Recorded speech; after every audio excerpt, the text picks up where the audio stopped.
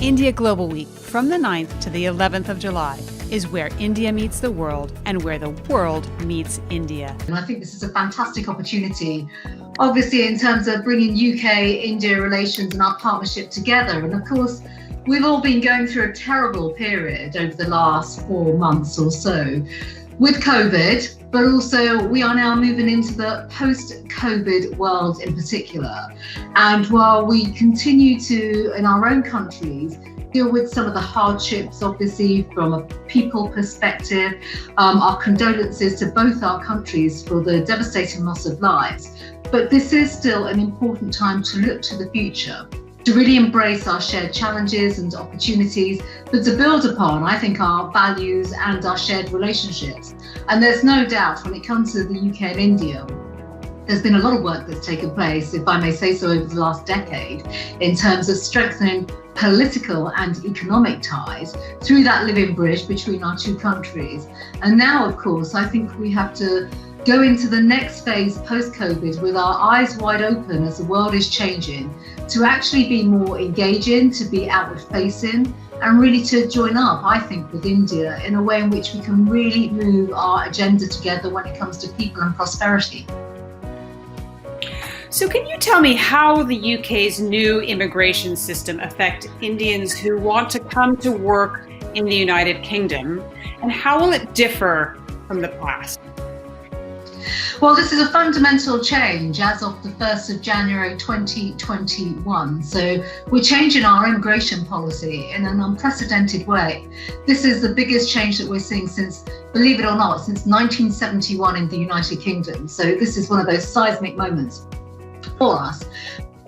We're introducing a points-based system where we are ending the overt discrimination, effectively, where people can come to the UK from the EU without simply the checks and balances that we have put in place for other countries around the world. And basically, we're equalising our system by introducing a points-based system. So whoever you are, from whichever country around the world, if you've got something to contribute to our country and our economy, and you're going to be sponsored by an employer or through an educational establishment in particular, which is highly relevant for India, then you will be able to come to the UK. So this is a significant change, effectively, to A, our policy, B, our overall approach, but it really sends a significant signal to the world about our openness and the way in which we are embracing people for the skills and the contributions, the shared values that they are going to bring to our country. And how do you see the role of the diaspora, and especially women, in building a strong living bridge between the United Kingdom and India? Well, as a former Indian diaspora champion, and in fact, I think I can say the only Indian diaspora champion that ever existed in the British government, the role of the diaspora has always gone from strength to strength. I've been really clear about that consistently over the last decade. And obviously, being from an Indian background myself, I think we've actually been able to, through our own engagement, give greater confidence to the diaspora community in the United Kingdom to really engage in, the bilateral relationship, our economic ties.